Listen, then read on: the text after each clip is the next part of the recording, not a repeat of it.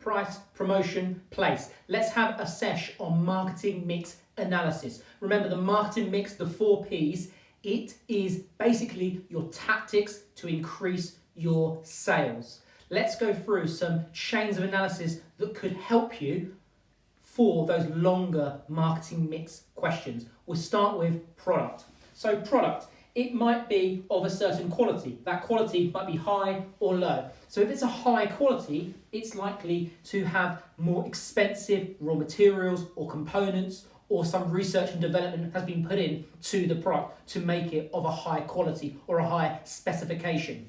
So high quality is likely to mean higher costs. If you want to retain strong profit margins, you may have to charge a higher price.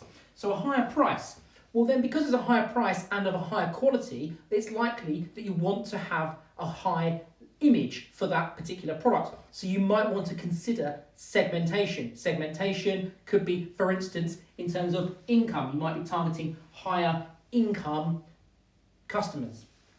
It might be low quality. Low quality means likely it's got cheaper raw materials, cheaper components. So that's likely to mean less costs. Less costs means maybe you could reduce the price. Reduce the price, you could target a different segment, maybe lower incomes, maybe younger people who are likely to have less disposable incomes. So that might also loop in well if in the case study, for instance, it suggests that there's a weak economy. So a weak economy would suit lower prices for consumers. You might consider the range of products a business sells. Maybe they've got a wide range, maybe they've got a narrow range. If there's a wide range, then consumers are likely to have a choice.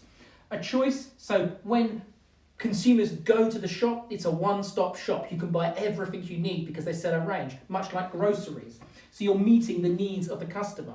But it might be that you have a narrow range. So then if you have a narrow range, maybe you are producing within a niche market, being a form of segmentation. But if you have a narrow range, it might suggest you have lots of certain things. So therefore, maybe you're getting economies of scale. If you're getting economies of scale, being lower average costs per unit, maybe you can charge a lower price as a result of those lower costs that you will have. So moving on to price, you might charge a high price or you might charge a low price. Starting with a high price. So a high price would suit something that is of a strong quality, a great quality. And within that, if you've got high quality, high price, you definitely want to consider the segments that you are targeting. You want to consider where and how you're getting your product to the customer and the image of that retailer, for instance, if you're using a retailer or an e-tailer. And it might suit if it's a strong economy, if you're selling something for a high price and a high quality, because consumers are likely to have higher disposable incomes. You might well charge a low price. So if you're charging a low price, that would suit a competitive market, a marketplace where there are lots and lots of companies selling similar or the same good as you. But if you charge a lower price, then it's likely that consumers will try your product. And you might get initially higher sales because of that. But then they might try your product and realize they like it, and you could then get repeat business, and then your market share could grow. Looking at promotion, you might want to do lots of promotion or little promotion. If you, and most of the time you'll go for lots of promotion, you're doing it to create awareness, or you might be doing it to keep your product in vogue. And if you're doing lots of promotion, then you want to consider the segment that you are targeting once again, and also that particular segment, what is the channel of distribution that suits them? Maybe you're targeting a younger age range, and the way that you want to get to that particular range is to use e-commerce. Maybe it's a direct channel of distribution from the producer to the consumer, or maybe you're targeting an older range, and if you're targeting an older age range, maybe it's not so much e-commerce, maybe they want to try before they buy, maybe you need to go through a retailer so they can go to an outlet. So if you're doing lots of promotion, then you want to consider the fact that it's likely to have high costs. But you might overcome that with even higher sales because of that massive amount of promotion you're doing, and that will increase your market share.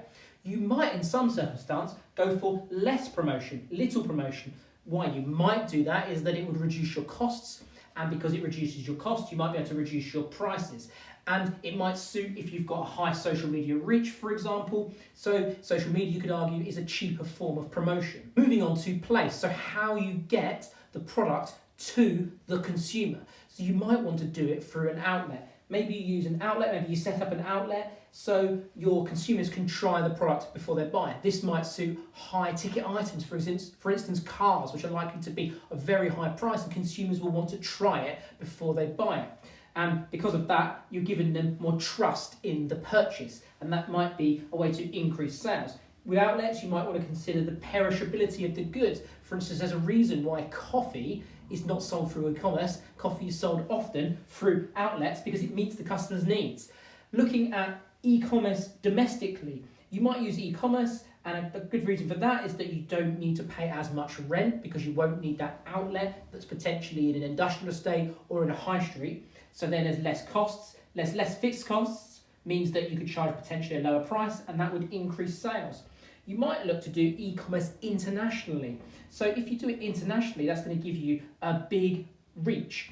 Also, you might want to consider the exports, because if you are selling internationally and the exchange rate, the pound, is weak, then that means that you as an exporter are likely to be more price competitive, and therefore you might sell more in another country.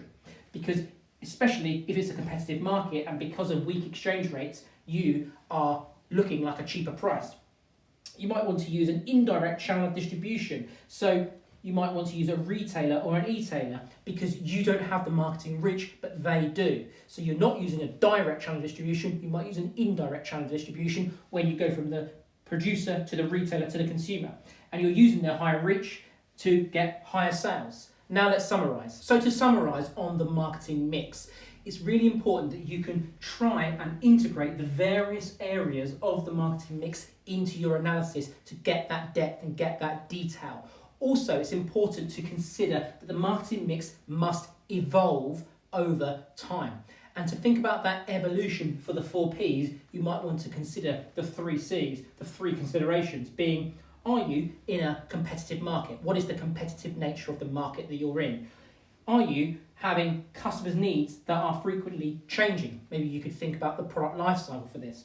And also you want to consider e-commerce because technology is always changing. It's rapidly changing and often improving.